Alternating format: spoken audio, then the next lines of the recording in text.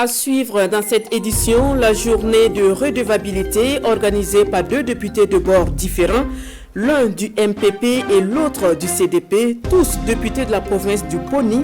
Ils font le bilan des activités de la première session ordinaire de la 8e législature. Vous les entendrez dans cette édition. À suivre en page internationale, l'affaire Pegasus sur fond d'espionnage téléphonique par le Maroc. Des numéros du président français Emmanuel Macron figurent sur une liste de cibles potentielles du logiciel Pegasus. Ce logiciel est utilisé par certains États pour espionner des personnalités. Voilà pour les titres. Madame, Monsieur, bonjour. Nous ouvrons cette édition par cette soirée organisée par l'Association pour la promotion de l'art et de la culture et leurs partenaires que sont la CODEL et la CENI pour rendre hommage aux acteurs qui se sont investis pour un climat apaisé pendant les élections de novembre 2021.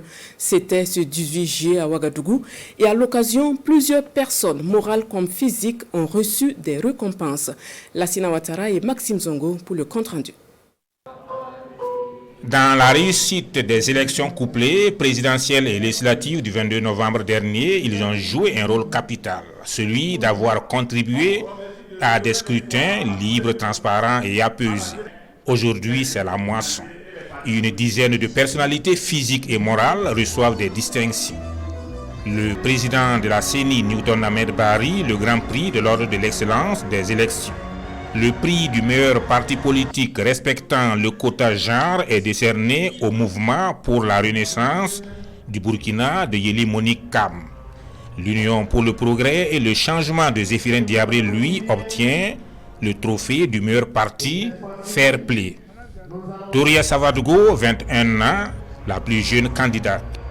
Gilbert Ouedraogo, Edi Komboyogo et Simon Compaoré raflent respectivement les trophées de la personnalité One Man Show, du meilleur humoriste et du meilleur buzz de la campagne. La RTB est sacrée meilleure télévision. Et la communauté béninoise reçoit le prix de l'intégration régionale. Un instant de reconnaissance porté par l'Association pour la promotion de l'art et de la culture dénommée Élections Awards.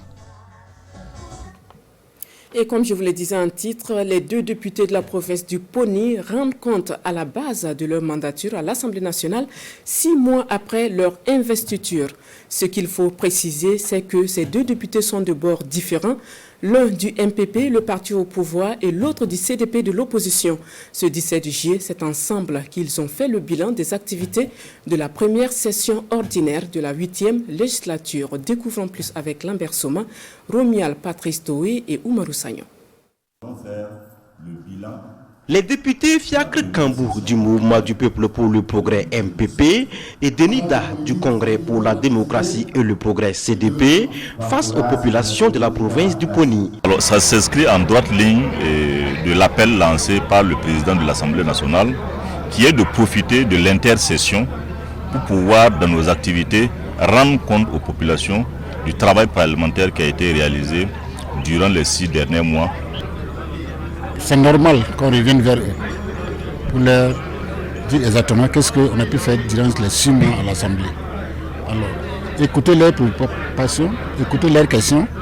Et là, ça va nous permettre, lors de la deuxième session ordinaire, de prendre en compte tout ce que la population du Poni nous a dit. Face à leurs représentants à l'hémicycle, les populations du Poni ont égrené quelques difficultés qui entravent le décollage économique de la province. La qualité des infrastructures mises en œuvre par le gouvernement, le bitumage du tronçon Banfora-Gawa et bien d'autres préoccupations ont été portées à la connaissance des députés. Nous devons également les rappeler pour qu'ils fassent les plaidoyers, surtout dans le suivi des actions gouvernementales. Et nous avons parlé notamment de la situation au chercheur de Gawa, où nous avons par exemple un scanner, mais que nous n'avons pas de spécialistes. Fiacre Kambour et Denida disent avoir pris bonne note et s'engagent à porter toutes ces préoccupations à la connaissance des plus hautes autorités du pays. Le projet d'appui à l'inclusion financière et l'accès au financement des petites et moyennes entreprises informe et sensibilise les acteurs des hauts-bassins. Ce projet vise l'accélération et l'amélioration de l'accès des couches vulnérables aux sources de financement. L'ouverture de la session avec Lamine Karantao, Sirik Milogo et Karim Sissé sur place à Bobo Dioulasso. Ils sont tous des acteurs impliqués dans la mise en œuvre du projet d'appui à l'inclusion financière et l'accès au financement des petites et moyennes entreprises. Réunis ici à Bobo Dioulasso, ils s'informent sur le contenu du projet. Un projet qui vise l'amélioration de l'utilisation de la monnaie électronique par les différentes couches, tout en favorisant une accessibilité aux sources de financement. On entend par compte de transactions tout ce que les comptes bancaires, les comptes dans les institutions de microfinance, même les comptes auprès des opérateurs de téléphonie mobile. Et en plus de l'utilisation des comptes de transaction, c'est aussi améliorer l'accès au crédit pour les PME, les femmes et puis les agriculteurs. L'avènement de ce projet va permettre non seulement une accélération de la croissance, mais aussi une amélioration de l'entrepreneuriat en milieu rural. C'est donc avec beaucoup d'espoir que les autorités l'accueillent. Beaucoup d'acteurs contribuent à l'économie, et sans avoir l'accompagnement conséquent pour pouvoir promouvoir justement leur activité afin de mieux contribuer à l'économie nationale.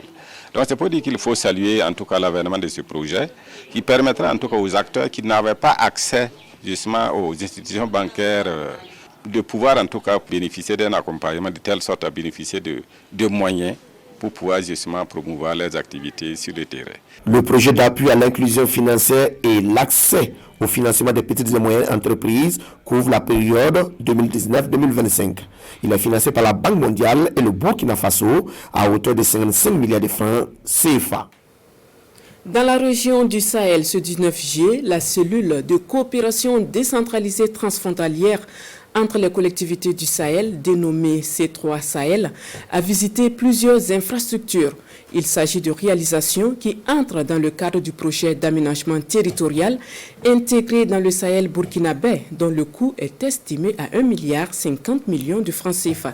Bourema Fab Kabouré et Lazare Sano. D'ici la fin du mois de juillet, ce bouli pastoral de 15 000 m3 sera opérationnel sur le site de Selbo, dans la commune de Dori. Au total, 3 boulis, 3 parcs à vaccination et la sécurisation de la zone pastorale de Tchekol-Nangé viendront en réponse aux difficultés que les éleveurs rencontrent ici au Sahel dans ce contexte de défis sécuritaires. La chance que nous avons la réalisation de 3 boulis de grande capacité dans la zone pastorale. En plus de 3 boulis, après l'environnement, l'alimentation des aliments à bétail, il y a aussi la santé animale qu'il faut prendre en compte. À ce niveau aussi, il y a jusqu'à 3 parcs de vaccination qui sont en cours de réalisation. C'est vraiment une totale satisfaction, non seulement pour moi en tant que président de COGES, et aussi pour toutes les parties prenantes, à savoir les villages environnants et toute la zone qui participe à l'élevage et à l'alimentation des animaux à travers ici. Toutes ces réalisations sont à l'actif de la cellule C3 Sahel au Mali, Niger et Burkina Faso du projet d'aménagement territorial intégré. Les transhumants ont de plus en plus de difficultés pour se déplacer à cause du contexte sécuritaire. Donc c'est important pour nous de pouvoir les stabiliser dans cet espace à travers la réalisation de ces investissements, les boulis pour les rétentions des eaux de pluie, les parcs à vaccination pour la santé animale, mais aussi les forages pastoraux qui sont en train d'être réalisés, pour l'essentiel qui sont même terminés, qui va permettre aux éleveurs de cette zone ou qui viennent d'ailleurs des zones frontalières de venir retrouver les ressources nécessaires pour s'épanouir. Le projet prend fin en novembre 2021. On estime déjà à plus de 63% le taux de réalisation des activités. Le défi, c'est l'appropriation des réalisations par les bénéficiaires afin d'éviter surtout l'ensablement des boulis. La commune qui va le plus s'illustrer dans la production du Moukbin sera récompensée. C'est une promesse du Lalé Naba Tigré qui a échangé avec les producteurs de cette légumineuse. La rencontre s'est tenue ce 18 juillet à Wayukia avec comme menu principal la valeur économique et nutritive du Moukbin. Compte rendu de non-moindre Constantin Ouedrago et Alidou Alain Sawadgo. Les producteurs et productrices du Moukbin en échange avec le Lalé Naba.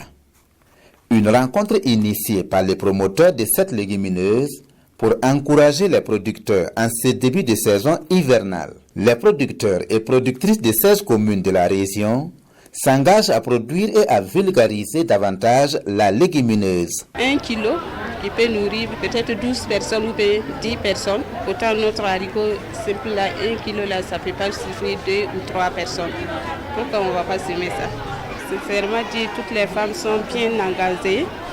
Elles sont prêtes. On va travailler de notre mieux pour satisfaire. Nous allons nous impliquer pour accompagner le Larlé Naba. Il a beaucoup fait pour nous. Cette année, nous allons exploiter 65 hectares. Pour cette campagne agricole, le Larlé Naba promet primer la meilleure commune productrice du Mongbin. Les valeurs nutritives et économiques du Mongbin et les initiatives de motivation des producteurs sont les points abordés par le Larlé Naba à cette rencontre. C'est une légumineuse qui est très vertueuse et qui, 1 kilo de Mongbin peut nourrir jusqu'à 10 personnes. Et c'est un alicament, c'est-à-dire c'est un aliment, en même temps un médicament. Et le prix aussi est rémunérateur, c'est un moyen efficace de lutte contre la pauvreté et de lutte contre la faim au Burkina Faso. Et chaque année, nous allons lancer ce concours qui pourra donner en tout cas 1 hectare de goutte à goutte avec un fourrage aux meilleurs producteurs de Mongbin. Environ 1500 femmes ont répondu à l'appel. Le Larlé Naba promet augmenter le nombre de moulins offerts aux femmes pour couvrir les 16 communes productrices du Mongbin. Autre point dans cette édition, le réseau citoyen Justice et Démocratie, de concert avec le Centre international d'études sociologiques et de droit appliqué, s'investissent pour une justice accessible aux populations vulnérables. Selon eux, les populations ont peur d'aller devant la justice et il est impératif de trouver des solutions afin qu'elles évitent de se faire justice elles-mêmes. Une rencontre tenue à Dédougou a permis d'échanger sur le sujet. Le point avec Nabaïda Dabiré, Edouard Ouedraogo et Karim Ouedraogo. Une justice accessible aux populations les plus vulnérables sans aucune forme de discrimination socio-économique, religieuse, ethnique ou de genre, c'est le souhait du CINESDA, le Centre international d'études sociologiques et de droit appliqué. Avec son partenaire, le réseau citoyen Justice et Démocratie, il présente un projet pilote aux autorités régionales de la Boko du Mouhoun. Certains ont peur d'aller devant le tribunal parce que tout simplement, on a l'impression que le juge c'est vous condamner. Alors que, justement, c'est ce que j'ai parlé en termes d'équilibre de la vie en cohabitation. Quand quelqu'un vous offense, il faut un arbitre qui permet aux faibles de se sentir protégés, aux forts de savoir qu'il ne peut pas tout faire. Le projet renforcement des moyens d'accès à la justice et de promotion de la cohésion sociale et de la paix a une durée de 2 ans. En dehors des ateliers de sensibilisation, nous allons créer ce qu'on appelle des antennes juridiques. Et au niveau de ces antennes, on va aider les populations au niveau local qui ont des soucis avec la loi, avec la justice. Ils vont venir se renseigner pour poser leurs problèmes et nous allons essayer de les orienter. S'ils ont besoin d'un avocat, nous allons en chercher pour eux. S'ils ont besoin de comprendre pourquoi on leur a retiré leur terre, nous allons leur donner des explications. Pour cette phase pilote, 37 villages de la commune de Dédougou sont concernés par ce projet. En page culture, la 22e édition de Fitini Show va débuter ce 25 juillet à Bourg-du-Lasso et l'association Denis Démé, l'organisatrice de l'événement, décline les grandes orientations face à la presse ce 18 juillet dans la ville de Sia.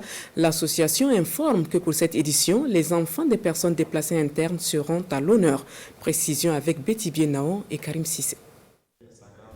Le président de l'association Denis Démé donne ici la coloration de la 22e édition de Fitini Show.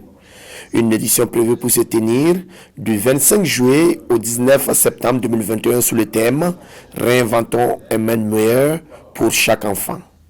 Et pour cela, un clin d'œil est fait aux enfants des déplacés internes. Le déplacement des enfants déplacés internes, je pense qu'on travaille avec le HCR. Ces enfants ne sont pas... vous savez qu'il y a beaucoup d'enfants déplacés qui sont dans les familles. Pendant à Diara 24, ils sont là. Quand moi j'ai été avec le HCR, j'étais édifié. Ils sont parmi nous. Donc ce n'est pas des gens qui sont dans les camps. Voilà. Et l'année passée, quand on a essayé, ils avaient des responsables.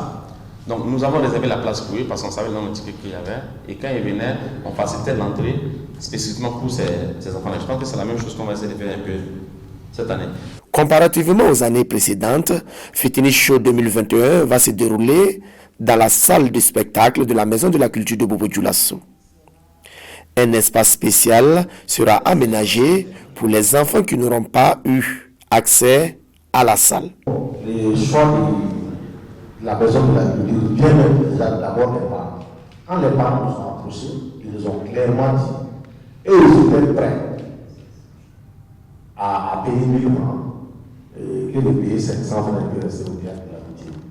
Mais bon, dans le comité, on a jugé nécessaire de ne pas vraiment toucher au prix parce que si on touchait au prix tout de suite, tout ce qu'on a dit pour justifier le déplacement du théâtre de l'amitié à la Maison de la Culture allait s'envoler. Les gens allaient voir uniquement le côté business de l'événement, alors que l'émission n'a jamais été une activité comme on le pense. C'est vraiment une activité sociale. La 22e édition de Fitini Show va se dérouler dans 8 villes du Burkina. Le meilleur groupe remportera le Silure d'or d'une valeur de 1 500 000 francs CFA.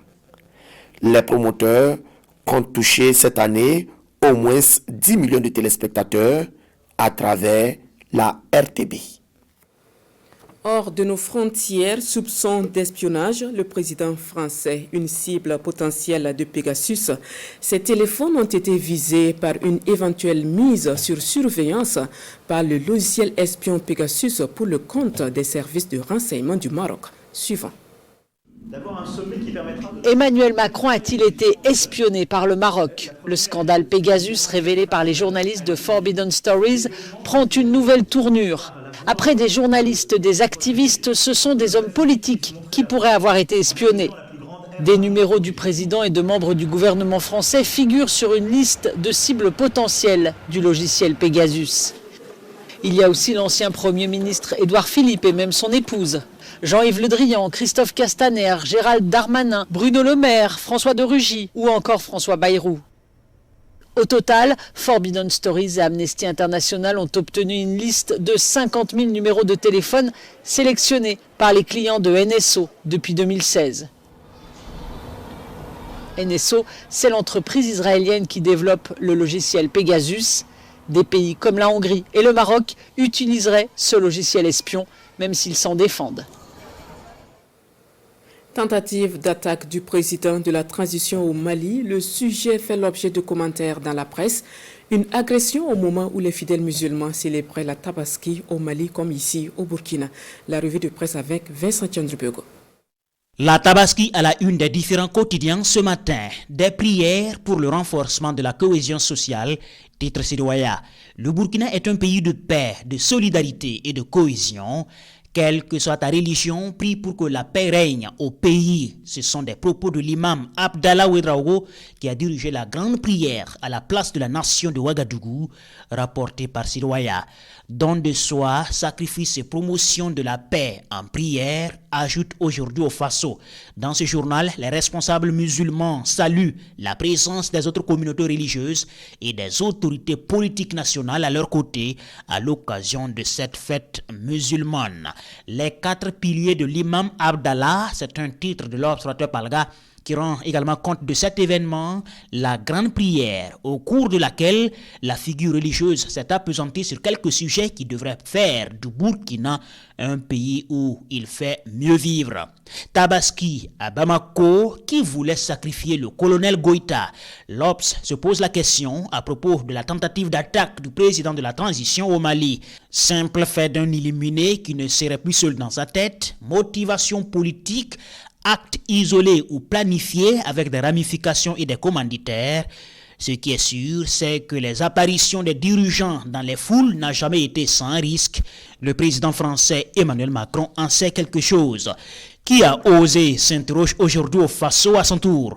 Attenter à la vie du chef de l'État malien à ce stade ne serait qu'un autre de ces nombreux coups qui font que le pays avance par saccades et par secousses depuis quelques années, si tant qu'il avance selon le journal. Et c'est la fin de cette édition. Merci de votre attention. Bon après-midi en compagnie des programmes de la RTB.